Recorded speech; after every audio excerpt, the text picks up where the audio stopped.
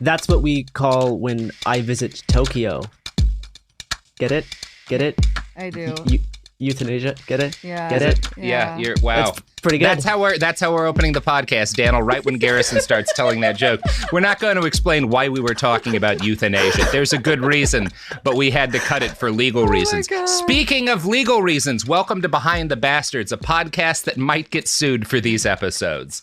That's why we brought on my buddy Garrison Davis. That's why I'm here and not a different guest. So we can keep the lawsuits in the family if we get in trouble for this one. You may have noticed, dear listeners, beloved listeners, erotic companion listeners. Nope, shouldn't say that. You may have noticed that the name of the bastard was not in the title of this episode.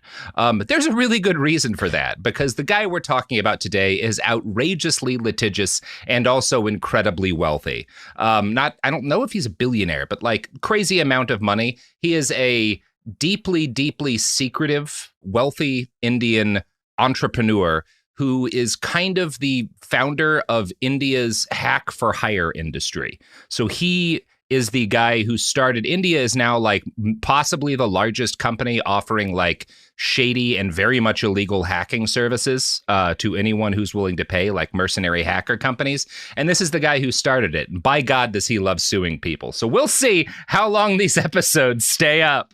Garrison, have you ever been sued? I don't think so. No, well, no. The answer is no, I haven't. Good. Life experiences are always worth having. Sophie, you'll be our legal counsel on this episode to see if we go too far. I'm legally not a lawyer. Close enough. So we're talking today, the guy we're talking about, I feel like I can safely say his name now. Probably not safely, but we'll see how long the episodes stay up. Rajat Khare. And so he's an interesting fellow. Most people probably have not heard of him, but there are very few people alive who have done more to make it difficult to speak truth to power, to protest against the actions of a violent government, or to report on the wretched swine choking the arteries of our world with their greed. So, he's an interesting fellow. It's kind of hard to tell where he comes from. Probably born in Delhi. This is one of those I've mentioned a couple of times. I occasionally try to use different AI-based search engines, largely out of desperation because Google has gotten so much worse. So I try multiple things, and none of them are very good. A bunch of people were advising me to use Perplexity AI, which is a search engine, and it told me this guy was like born and raised in the Netherlands. Great. And also... Yeah, it was just everything it said about this fucker was honestly, wrong. that is very aptly named for an AI search engine. Yeah, perplexing that it's so wrong. Now, to be fair, like it wasn't worse than Google. It just didn't provide anything above like Google's shitty AI that summarizes things the wrong way. So, hooray for the promise of AI, I suppose. So true. Yeah, I don't exactly know where this guy was raised. Probably Delhi. He definitely has spent and now lives in Europe. So I think it's possible he spent some of his childhood in the Netherlands, but I simply haven't found any actual evidence of that. He avoids talking about himself to the media now. We'll talk about this a little later. He used to be a very public face within the Indian media, but a few years ago, he completely locked his shit down. Perplexity told me that he was born in June of 1993, and this is quite simply he's young? not possible. No, he is not, okay, Garrison. Okay. Sophie's going to pull up a picture of this guy I found on the website Leader Biography, and if this is a 33-year-old man, they have been 33 hard years. Okay. Well, sometimes your work kind of drains your soul a little bit. I don't know. I've certainly seen I've certainly seen some like Nazis that I'm researching who should not be nearly as old looking as they are. But who's to say? Who's to say? Motherfucker aged like Charlie Kirk, if that's the case. Yeah, Garrison, you're actually 55 years old. Is that correct? That's right. Garrison and Keanu went to school together. There's simply no way that this guy is just like 10 years older than me. That's just not. No, there's no way possible. This guy is 2 years younger than me. Like, yeah, that is a man in his late 40s. I was gonna say maybe early 40s, early 40s. No, I was gonna say early 50s, but I'll give him credit for one thing. He works out. Those arms aren't looking bad, but his face is a mess. Wow, Robert, way to get us not sued. You can't sue for that. That's an opinion, you know? I'm allowed to think that a wealthy hacking mogul has a butterface, you know? Butter's face, right? Can we say that? This is going to be an interesting defamation case here. Yeah, groundbreaking in a lot of ways. Your Honor, can you define butterface for the court? Objection. He corrected it to Butter's face, so we're good. Okay. So anyway, I don't know. I think his family were, if not rich, then extremely comfortable. It's a little hard to tell, but he definitely got some startup capital from somewhere. So probably he comes from kind of an upper class background around Delhi. He is, however, extremely smart. This is not one of those kids whose parents had to buy him into school. He scored 26 on India's joint entrance exam for the ITTs, which are their like fancy technical colleges. And that means that of all of the students trying to go to technical colleges in all of India, which you may recall is quite a large country, he was number 26 in scores. So this is so he's like really smart. He is actually very, very intelligent. Yes. Okay. Yeah. That is like an outrageously good score. He's a bright dude. Nobody seems to, I haven't found anything that makes me not think that. And in fact, the degree of success he's had in hiding his background from the internet points to someone who is very diligent and quite intelligent. Sure. He goes to the Indian Institute of Technology in Delhi, which is called ITT, which I always think about. There used to be a fake technical college called ITT Technical Institute in the US. It was one of those for-profit colleges that basically like stole money from its students. Mm-hmm. But no, this is a real school. I think it's basically the equivalent to India's MIT. It just unfortunately has the name of a fake American school. The website Leader Biography provides us with one of the most detailed sources on his early life, which says very little. We get about 2 sentences. It describes his first venture out of his like middle school, high school years this way. Kare initiated his education startup and has played a pivotal role in mentoring numerous entrepreneurs. That's about all we get from his background. And that sounds pretty innocuous, right? Most of us are pretty critical at this show of startup culture, but an education startup, hey, that sounds like it could be fine, right? Sure, yeah. I love education. We love teaching. It really depends, though, on what you're teaching people. The company that he founds is called Appin Learning Centers, APPIN, and they do indeed teach people. That is not all they do, but that is what they started doing, is providing technical education classes, right? And so those classes would include, basic shit on like, here's how to code in various languages. Here's how to like do Excel shit, and classes on stuff like here's how to defend your network, right? Here's like cybersecurity courses and whatnot. White hat stuff to start, although that's not where it's going to end.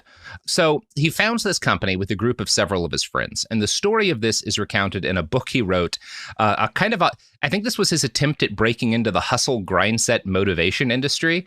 It was called Make the Move, Demystifying Entrepreneurship. And as good as he must be at computers, he is not a great writer. I'm going to read you an excerpt. Oh, I'm so excited. Entrepreneurship is nothing but following your heart and soul and making an effort to fulfill your dreams. When you decide to start your own company, when you decide to become the next Arnold Schwarzenegger or Shah Rukh Khan, who is a Bollywood actor and film producer, when you decide to become the next Miss India, when you decide to become the next Sachin Tendulkar, a cricket player, or Muhammad Ali, you become an entrepreneur. And I think that's interesting because none of the people he actually names are someone that a normal person would call an entrepreneur. Yeah, those are not like classic business entrepreneurs. Those are all like Hollywood celebrities or Bollywood celebrities. I'm sure they all have, because I'm sure Arnold's invested in businesses, but you wouldn't call him an entrepreneur. He was the biggest movie star in the world, and then they threw money at some ventures because he had a bunch. I'm sure the same is true of like Shah Rukh Khan. So I don't know that Step 1 to succeed in business: be a massive man. Yes. Be the biggest man who's ever lived. Step 2, move to Los Angeles, California. Step 3, governor. That's right. That's right. Yeah, wild that road eventually leads to him being one of our least problematic politicians. One of the most reasonable Republicans in office who's ever held office. Mm-hmm. Wild story. But yeah, I think that's interesting. I don't think Miss India is traditionally someone you would call an entrepreneur. Muhammad Ali certainly isn't. Yeah, he went into business for himself, beating the shit out of people. Anyway, I find that funny. But I think this is actually there's something a little bit interesting here, which is all of these tech business entrepreneur people went through this period in the early 2000s where they were legitimately, to a lot of people, heroes, right? You think about like the glory days of Elon Musk's love affair in the media, right? Yeah, whereas he's like having cameos in like Iron Man 3 or something, whatever. Yeah. Yeah. Tech entrepreneurs are building the future. They're super cool. They're basically Tony Stark. And like, we are no longer in that period of time. And I think what you kind of see here is him trying to be like, well, everybody just thinks entrepreneurs are ghouls, like sticking their dicks in anything that feels like it's got a little bit of fucking cash in it. So maybe if I try to tie them to people that like everyone likes, movie stars and models and sports players and famous boxers and shit, then it'll make us seem like less like monsters. I kind of think that's what he's doing. What year was this published? Oh God. I can pull that up really quickly. Because if it's like around the early 2000s, that is kind of peak like entrepreneurs as celebrity. We have like Trump's The Apprentice. You have Shark Tank. You have all of these things that are like pushing entrepreneurs as their own form of celebrity, and having these two fields kind of be intermeshed. Yeah, 2010. So that's right at the high point. That's right at the high point. Yeah. We have like 5 different Steve Jobs movies coming out in theaters. Yeah. So nope, that makes total sense. Anyway, a little later, he provides us with an uncited quote. Like he puts it in the book in quotation marks, like it's a quote from a famous person, but I can't find who it's from, and I think it's just him, and he just stuck it in there without a name on it. Beggar move. God, yeah, that actually rules. That's a G move. Yeah. Entrepreneurship is the willingness to follow your dreams and feel certain about what others perceive as a risk. Fantastic quote. Yeah. Great stuff. This is all pretty boilerplate, but a little while later, he writes something that actually provides a little bit of insight. Your dream is your own and no one else's, and that's why when you decide to follow it, you will see it as a certainty while people around you might perceive it as a risk. And that is definitely how all of these guys think, right? Like everyone else is weaker. They're less intelligent than me. They just see the danger. I'm the only one that sees the opportunity. And usually that's just because it's your opportunity and inviting in a horrible, horrible, horrible set of problems for everybody else, which is what this guy does, right? He runs a mercenary hacking business that makes him very rich and harms the entire rest of the world. So I'm not surprised everyone else sees the danger in his ideas. So I think this kind of gives you an accurate look at how these kind of guys see the world. And there's another quote here. An entrepreneur sees his business as a game, and money is just a way to keep score. That's the difference between the employee and the entrepreneurial way of thinking. Sure. Is that it? Is that it? I guess that is the only difference between being an employee and being an entrepreneur. I would say an employee sees money as a way to like keep himself and his family alive, and an entrepreneur sees money as a way to hurt people. But that's just based on what Rajat did. That's not necessarily fair to everybody, although maybe most of them. So the book contains very little of value biographically, other than some description of the social dynamics of Rajat's college friend group who helped him co-create his first business.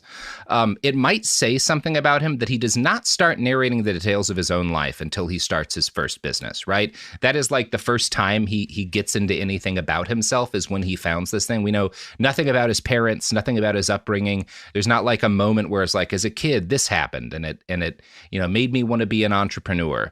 So yeah, that's interesting. Here's how an article in Reuters describes the founding of his first business. Rajat Kare was a 20-year-old computer science major when he and his friends came up with the idea of Appen over chicken pizza at a Domino's in New Delhi. It was December 2003. Kare had joined his high school buddies to catch up and bemoan the state of India's universities, which they thought weren't preparing students for the professional world. When one suggested organizing technology training workshops to supplement undergraduate education, people present at the meal said Kare jumped on the idea. Let's give the students what they want, he quoted himself as telling the group in a book on entrepreneurship. Let's start something that will not only change their lives, but our lives too, forever. Okay, so wait. This is 2003? Yeah. So he's 10 years old? According to Perplexity AI, he has this meeting when he's 10. Yeah. Great, which does mean that, like, here. Yeah, he was probably born in like 83. Sure. Yeah, which I guess but no, I would just like to imagine this 10-year-old eating chicken and pizza being like, you know what I'm going to do? Start a business that changes everything. I'm going to be the biggest hacking entrepreneur the world's ever seen. So Rajat brings in his older brother, Anuj, who is in the he lives in the United States at this point. He's working at a business he'd started. I think you can kind of read between the lines. He's the guy who inspires Rajat's desire to be an entrepreneur. And they use his expert advice to start their first business, Appen. The book he wrote makes a claim that none of them had any relevant experience in business, aside from Anuj, but then claims they succeeded because Rajat had a brilliant idea that nobody else had ever had, which was to let his trainers develop their own training modules in addition to the programs offered by the company. This is what they describe as the idea that made Appen take off, right? Because they do this, they suddenly have all these niche courses other companies just can't compete with. And that's a great business move because you make the employees do more work. Mm-hmm. No, that is great. That's Sophie and I have done something very similar with podcasts. So that is not actually what makes Appen successful, or at least that's not what a Reuters article is what claims made Appen so successful. They seem to credit more to the decision Rajat Kare and his partners made to branch out from like traditional technical training. Quote, Appen franchises would soon sprout across India, offering not just programming lessons, but also courses on robotics and cybersecurity, nicknamed ethical hacking. By 2005, the company had an office in western New Delhi. Rajat had been joined by his older brother, a motivational speaker who returned to India after a stint running a startup in Texas. As other members of the Domino's group stepped away, the Kare brothers took charge of the fast-growing firm. By 2007, Appen opened a digital security consultancy helping Indian organizations protect themselves online. They soon drew the attention of the Indian government, officials who were still feeling their way through intelligence work in the internet age. To help the officials break into computers and emails, Appen set up a team of hackers out of a subsidiary called Appen Software Security Private Ltd., also known as the Appen Security Group, according to a former executive. Company communications, an ex-senior Indian intelligence figure, and promotional documents seen by Reuters. So, this version of it is, it's not that they let their employees make modules. It's that they started offering these hacking courses, and they realized the Indian government didn't have that capability. So they said, hey, we'll help you break into the email accounts of dissidents. If you hire us and pay us, like you've got all these people that, not just the Chinese government, but all these kind of domestic movements that you consider to be enemies of the Indian state, give us money and we'll help you fuck with these people. And that is what really makes them take off, at least according to the reporting that I've read. Now, most Appen employees are there to do training modules and like different kind of corporate training things. These guys seem to have been unaware their company was now partnering with India's answer to the CIA. The Appen employees, the small number who are doing this incredibly profitable work, helping the government spy, are actually shipped to military safe houses and forced to sign NDAs. So this is all like very secretive. Yes. Very, very secretive to other people in the company and to people within India as a whole. Kare, as a spoiler, we'll have some quotes from his lawyer, claims he knew nothing about any of this, but he and his brother are the ones running the company. I kind of doubt they form an entire massive subsidiary doing hacking and don't know about it. They've like unaware of government contracts within your own firm that's providing special secret hacking services, where you're sending all of your best technical experts to go go like live in safe houses. Like, I didn't know. So they were asked, these employees that get sent to the safe houses are being asked to do the same kind of work that spooks always need done, cracking down on dissidents. One of their first jobs was to hack into the inboxes of separatists from Khalistan, a Sikh-heavy region of the Punjab province. The hacker who broke into their inboxes described it as the experience of a lifetime. Now, oh my God. Yeah, it's great. Cool stuff. So Khalistani separatists today are very serious business to the Hindu nationalist Modi regime. But this conflict has been raging well before Modi took office and started to centralize power. On June 23rd, 1985, Canadian Sikh separatists, born in India and then, moved over to Canada, detonated a bomb in the cargo hold of an Air India flight from Calgary, killing 329 people. I think this is the biggest terrorist attack in Canada. The deadliest attack in Canadian history, yes. Yeah, absolutely. I mean, that's a lot of people. And this attack kind of was the inciting incident of a broader insurgency over in India. Tens of thousands of people die in this. It is, I don't think most Americans or even Canadians know much about it, but this is a horribly, horribly bloody, like, brushfire war that, like, swarms up in India around this attack. Only one of the perpetrators is convicted, and in 2016, Canada released him because Canada's legal system does stuff like that. This pisses off a lot of people, specifically a lot of Hindu nationalists, that this guy was not, executed, basically, right? After the 1990s, the separatist movement in Khalistan mostly ran out of steam. It is a violent enough thing that it kind of peters out, and it stops being something with significant on-the-ground action, right? At least based on the information that I have read. Despite the fact that the insurgency is kind of over, a lot of hardliners in the government can't get past this war on terror. I'm sure that's something that's not hard to see, right? They never move past this ideologically, right? And so it leads to, up to the present day, a continuing obsessive focus on surveillance and sabotage of Sikh civil movements. And I'm going to quote from a different Reuters article here.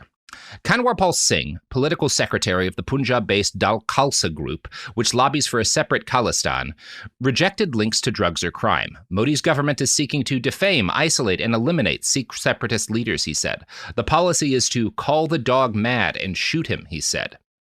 And that is like how you'll hear Modi's attitude toward, like, anytime there's Sikh civil leaders advocating for any kind of autonomy, we want to get dirt on them, defame them, isolate them from support, and then eventually take them out, right? Either arrest them, imprison them, or fucking kill them. And they do kill a lot of Sikh leaders, right? We're about to talk to that here. That's what this is building towards. Appin's hacking campaign is a crucial part of the program. It provides the Indian government with the dirt they need to defame these separatist leaders, which is, again, is the first part of that defame, isolate, and eliminate strategy. Tensions were ratcheted up a notch after a 2021 protest against Indian agricultural reforms dominated by Sikh farmers. The campaign was so effective that it handed Modi's government a rare domestic defeat. As a result, his government leaned hard on going after Canadian Sikh separatist Hardeep Singh Nijjar. And this is, you've probably heard about this, right? Nijjar is a guy that Delhi had designated a terrorist. They accused him of being part of this banned Sikh militant group that was trying to radicalize the Sikh community for another insurgency in Khalistan. Nijjar's supporters say that is not at all what this guy was or what he was doing. This is, again, part of that attempt to discredit this leader. In 2023, June of 2023, Hardeep was shot dead outside of a Sikh temple in Surrey, British Columbia. The exact culprit has not been identified, but basically everyone knows this was a hit by Indian intelligence, right? This was India's answer to the CIA murdering a dissident in Canada. And this is not, the end of that, because late last year, like I think right about November, December, the Department of Justice in the U.S. charged an Indian citizen in the United States with plotting to assassinate a different Sikh separatist leader and alleged that an Indian government official helped with the planning. Modi's government have said that they're looking into it. I'm sure they are. Yeah, it is not clear to me. There are some connections, and I can't say that they're 100% connections, but there are some connections between companies related to Appin in the hacking industry and the Sikh activists targeted in the U.S. I cannot say for sure whether or not Hardeep was one of the activists that Appin hacked, but he'd been in the game a long time, and I think it's very likely, right? And I do this to say, like, this is they're not just busting into people's emails for, like, political shit. They're busting into people's emails because that is part of how the Indian government kills these people, right? It is a three-step strategy, and it starts with defamation, and defamation starts with busting into their private communications. That is the kind of shit that Appin is a part of, and has been, or was for quite some time, right? You could call them pretty fairly the Blackwater of hacking. That is what the reporting from Reuters certainly makes it look like. And I'm going to quote again from that Reuters article. Chuck Randall was on the verge of unveiling an ambitious real estate deal he hoped would give his small Native American tribe a bigger cut of a potentially lucrative casino project. A well-timed leak derailed it all. In July of 2012, printed excerpts from Randall's private emails were hand-distributed across the Shinnecock Nation's Square Mile Reservation, a wooded peninsula hanging off the South Fork of Long Island. The 5-page pamphlets detailed secret negotiations between Randall, his tribal government allies, and outside investors to wrest some of the profits from the tribe's then-partner in the gambling deal. deal. They sparked an outroar. The pamphlets claimed Randall's plan would sell out the tribe's land, resources, and future revenues. Within days, 4 of Randall's allies were voted out of tribal government. Randall, who held no formal position with the tribe, was ordered to cease acting on its behalf. And from what I can tell, it seems as if he was negotiating a deal that would have given the tribe a higher share of the profits from this casino deal. And some of the people who were outside of the tribe and felt like they were getting cut out basically paid to have this guy hacked so that they could squash the deal and hopefully put together one that's going to be more financially advantageous to them. Now, we're talking about a casino deal on Native American land, so there's a good chance that every side on this is shady, but it gives you an idea. That's kind of the sweep of the different things Appen is being used for. Everything from like helping the Indian government hunt down and kill dissidents to, oh, you're some like real estate baron who's having trouble in negotiations. You hire these guys to destroy an opponent of yours, right? To like come up with information that you can turn against them. Yeah, I mean, it's interesting because growing up in Canada, you actually see a lot of this sort of, all this like defaming stuff that you're talking about also gets exported in Canada because there's a decent number of Sikh immigrants there. And there's a large amount of anti-Sikh racism, and it's interesting how much of this stuff even carries over. So much that there's incidents of violence that are not even tied to the Indian government, are just like regular acts of like racial violence that are being done by regular Canadians as well. And how much, at least in terms of how successful their whole operation has been, into thinking that the Sikh people are like these hidden terrorists when actually they're like some of the most peaceful people in the entire country. Yeah, it's and you know, there's a mix of like why Sikh folks get targeted at random, and some of it comes down to just like people who are racist against Muslims thinking they're Muslims. That's happened in the US. Yes. But an awful lot of it is like as a result of this very successful decades-long propaganda campaign the Indian government has been pushing against Sikh separatists, right? To like portray them as violent and terrorists. And, you know, that is especially effective against people who don't really know what Sikhs are, but they'll imbibe some propaganda being pushed into some weird right-wing newspaper or whatnot by Modi's government. It's cool. It's really good that all of this is happening and that there's a company that you can hire to just like break into people's private information and destroy their lives. But you know who else will break into people's private information? Is it the products and services that support this podcast? Do they have their own secret hacking group that is living in bunkers, that as you listen to the podcast, it downloads all the data from your phone and uploads it onto a private server? Only if you click yes, you can store cookies. Okay. Well, that's why I always try to reject those in the privacy preferences. Yeah.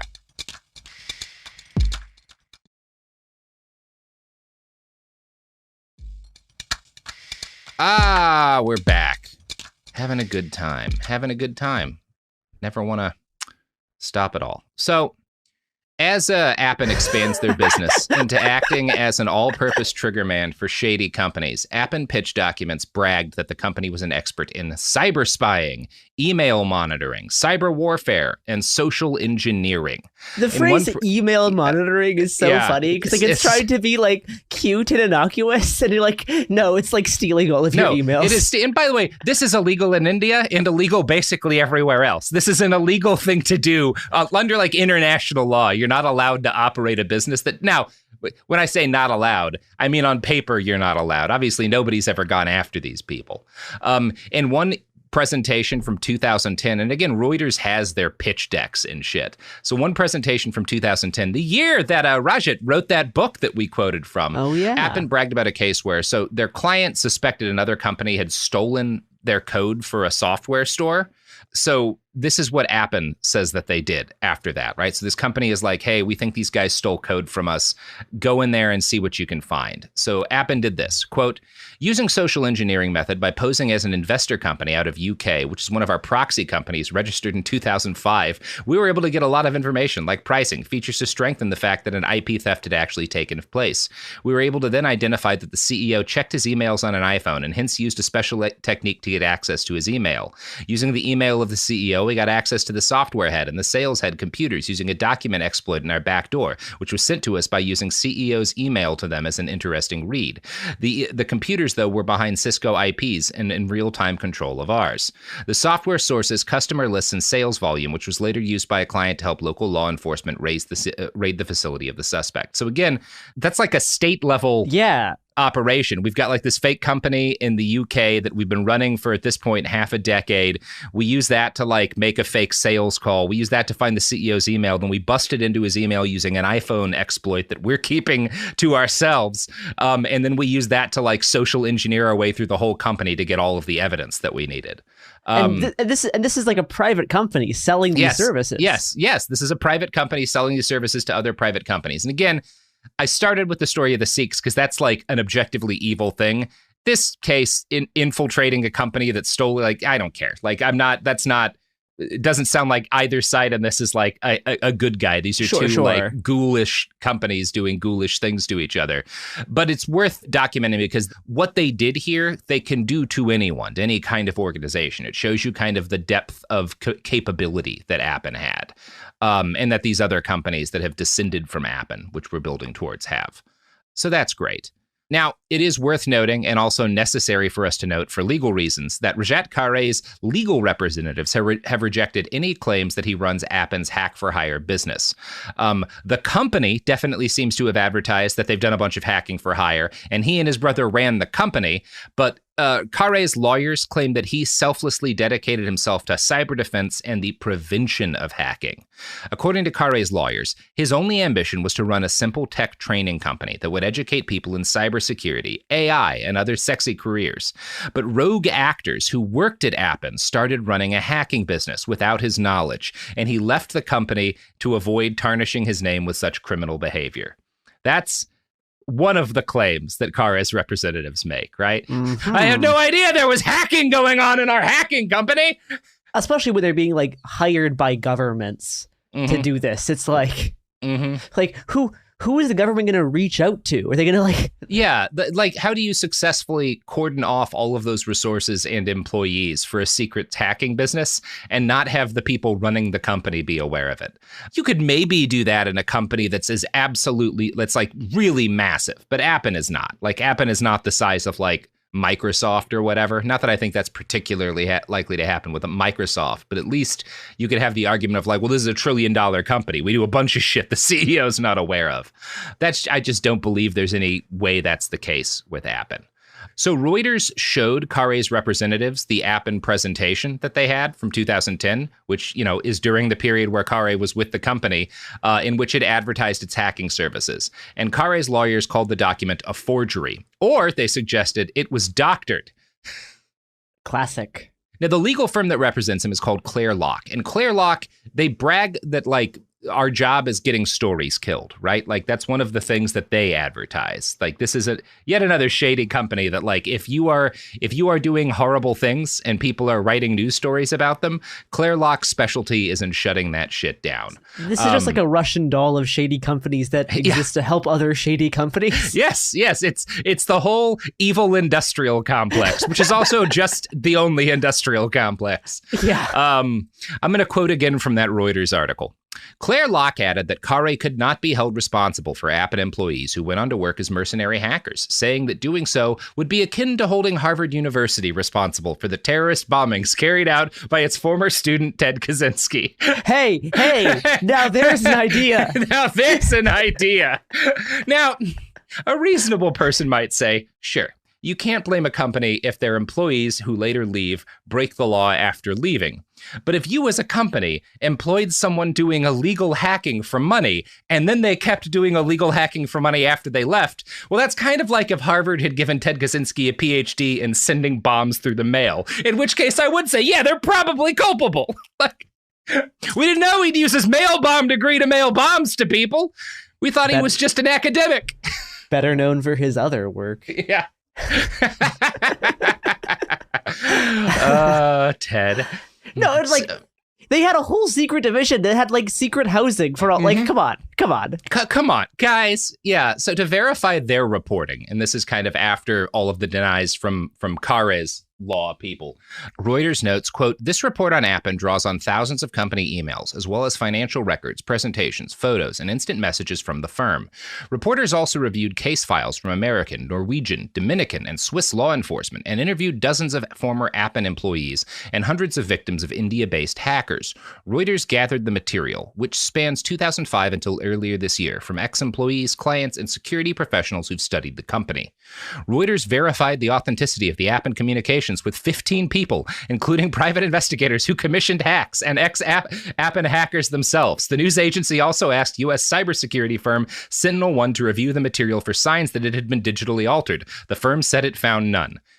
And like, first off, it's like, that is as thorough as it gets. Yes, that's like looking over 5 years of data, and like that is how you do it. Yeah, that is extraordinarily rigorous. And shit like this, by the way, the fact that large news agencies like Reuters can sometimes do work like this is why billionaires are actively working to buy up newspapers and gut them of staff, right? They don't like that this is a job that anybody does. No, and newspapers do not like publishing risky material. Like, no.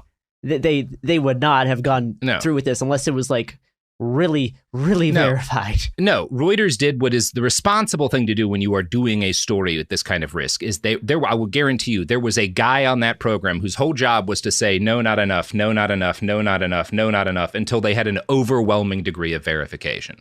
Yeah. Which is what they had. Speaking of overwhelming, I'm overwhelmed by the deals that our sponsors are offering to our listeners. Overwhelmed. And I'm going to be honest, this is the first time I've ever experienced love. So why don't you listen to these ads and experience love for the first time, too?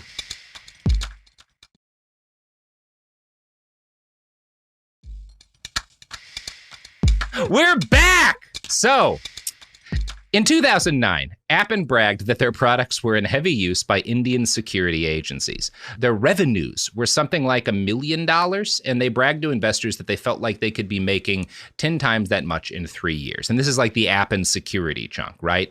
Appen's hopes in 2009 of a future of cushy government contracts crushing dissidents we're like, that's clearly where they saw things going, right? Like the first 6 years or so that we've been doing this, it's gone really well.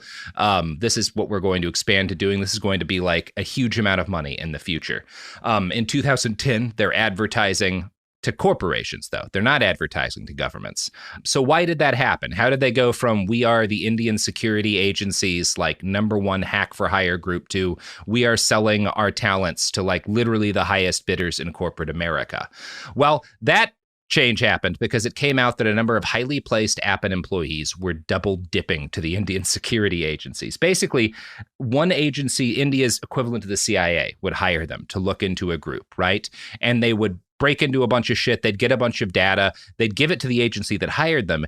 And then they would reach out to India's equivalent of the FBI or whatever, a state security agency for like a province and be like, hey, we got this info. Do you want to buy it? Okay, right? That's pretty cool. That's pretty dope. fun. That's funny. That is funny. That is a great scam. Yeah. It was a great scam for a while. I think it was like a corruption thing too, where like individual employees are making extra money, not necessarily Appen itself, at least based on the way it's framed. It doesn't sound like a sustainable scam. No, it's not. And eventually, one thing state security agencies don't like is being fucked with by contractors. Yeah, no. So when this all comes out, it costs Appen security services or whatever a bunch of their state security contracts, which is why they moved to advertising their shady deeds to private companies, right? That's why in 2010, they're giving presentations to like random corporations. Over the next decade or so, Appen hackers targeted numerous clients for corporate customers. Their intrusion attempts racked up tens of thousands of targets on Gmail alone. A Google representative told Reuters that the search engine company had to change their protocols to deal just with Appen attacks, right? That was such a significant portion of all Gmail-related hacks that they had to like institute specific protocols for dealing with Appen hacks. Now, Carre claims that he left Appen in 2012, which is both well after its shadiest period of time, but also, as we'll cover, there's good reason to believe that he may not have actually left in 2012. Again, he claims that he had nothing to do with any of the shady spear phishing, hacking, illegal intel gathering by his company. But a New Yorker investigation in June of 2023 turned up some interesting information. It started in the summer of 2020, when the world was more on fire than it normally is in the US, but less on fire than it is now in a lot of the rest of the world. Citizen Lab, a Toronto-based research center that does pretty cool shit, like look into private spy agencies and try to thwart them, got a call from a private investigator in Geneva named Jonas Ray. And nearly all of the private investigators we're going to talk about in this story are the bad guys, but Jonas Ray in this case is not the bad guy. He had been retained by a British law firm representing an Iranian American whose email had been hacked. This Iranian American, Farhad Azima, was an airline operator who spoke to a reporter for a detailed piece on Iranian actions to avoid U.S. sanctions. After speaking out about this, his shit got hacked, right? And he believed that the Iranian government had hired hackers to get into his email. Azima was at the time embroiled in a lawsuit with a guy named Ras Al Khaimah, an investment authority in the UAE. It's a sovereign wealth fund, basically, right? That's what Ras Al Khaimah is. And he's in this lawsuit with them. And right as this case is kind of going to trial, somebody dumps batches of his emails onto the internet publicly. Now, obviously, you cannot illegally hack someone and then introduce the emails that you get into court proceedings, because you have committed a crime to get those emails. But if somebody hacks the guy you're in a lawsuit with's emails and then puts them up publicly on the internet for everyone to read, then it's just nothing. A leaked. Yeah, it's just leaked emails that are publicly accessible. Mm-hmm. And that's exactly how this gets played. A PR consultant working for his opposition in the case just happened to find where the emails were published online. The court agreed to admit them into evidence, and Azima lost his case. This shows the way in which a lot of this ill-gotten information is actually used. The open internet provides numerous opportunities for the companies stealing this stuff to go, hey, we weren't given anything illegally. Somebody else hacked it and put it up online, and it's not illegal to read something and introduce it to court, right? Obviously, that is not exactly what happened. Citizen Lab eventually concluded after a lengthy investigation that the hack had been plotted out by a New Delhi-based company called Beltrox, and it is very frustratingly spelled. It's like capital B-E-L-L, capital T-R-O, capital X. I hate it. Beltrox. Beltrox. Multiple other Americans were similarly compromised. I know. It's frustrating. This company is found by Citizen Lab to have hacked not just this Iranian American, but a bunch of other American citizens. And their preferred method is spear phishing. They send trap emails that are meant to get users to give up private data.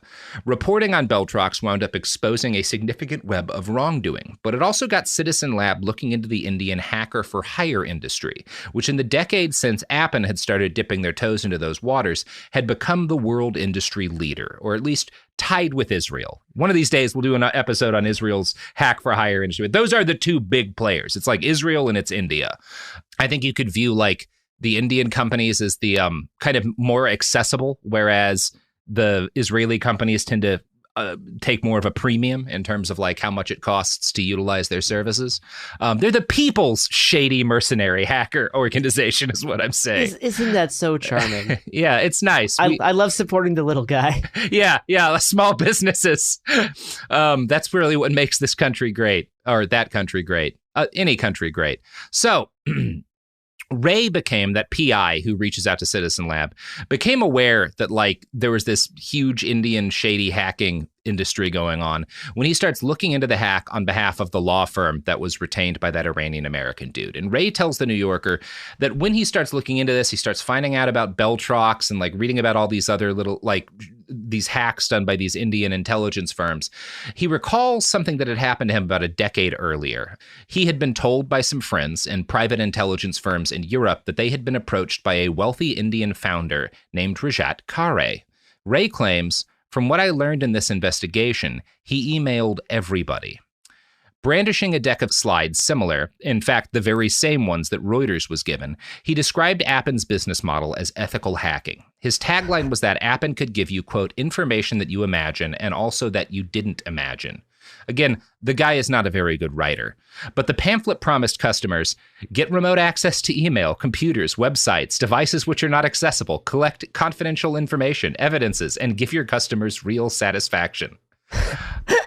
I like how much of this is just boring corporate language mixed in with major crimes. Yeah.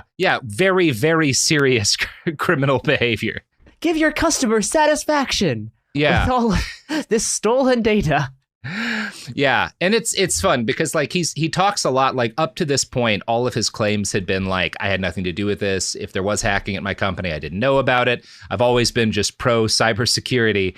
And then this PI comes out and is like, oh, I've heard about this dude. He was going all around Europe. He had this pitch deck. Here's the pitch deck. Like, this is what he was going around personally offering to companies. An illegal hack for hire boutique business. No, it's like there's a guy in a suit going door to door being like, hey, do you want to break into your neighbor's house? Well, hire me. We'll tie up all the kids, open up the safe, give you all of the hidden documents. Yeah. Customer satisfaction guaranteed. And it is just that illegal. I'm going to continue from that New Yorker article. Everyone's hackable, one slide promise. Oh my God. The company charged $2,500 for a month of work by a single hacker, which is a bargain. That actually is an amazing deal. Oh my God. And the presentation said that it had taken less than 2 weeks for Appen to obtain confidential emails and photographs confirming a husband's suspicion that his wife had cheated on him, even though, this is a quote from the pitch deck, even though she was using an updated Norton 360 antivirus. This is all, I mean, this is obviously like bad, but it's also quite funny. Mm-hmm. Yeah. Again, there's some horrible cases here, but a lot of them are just like, well, everybody sucks. So, like, some guy just paid $3,000 to look at his wife's emails. Like, come on, what a loser! Yeah, that is sad. Other cases were more complicated. The company said that it had taken 47 days to unearth evidence of money laundering and criminal contacts from the email account of a chief executive in Russia. And I'm going to be honest, that makes me think they're not great, because it shouldn't take you 47 days to find out a Russian CEO was doing money laundering. That's like 10 minutes solid. That's like an afternoon. Yeah, maybe a long afternoon at worst. Carrey's lawyer said when the New Yorker was like, hey, so we have people saying you gave this presentation. And Carrey's lawyer said that he didn't remember the presentation, and also that he only ever talked about ethical hacking in the presentations that he did give. So that seems credible. I do not recall strategy. Yeah, the old Bill Clinton. Speaking of Bill Clinton, Garrison, this is the end of the episode. Just like how Bill Clinton's presidency is also ended. Yes, wow. It did. It ended quite a while ago, before you were born.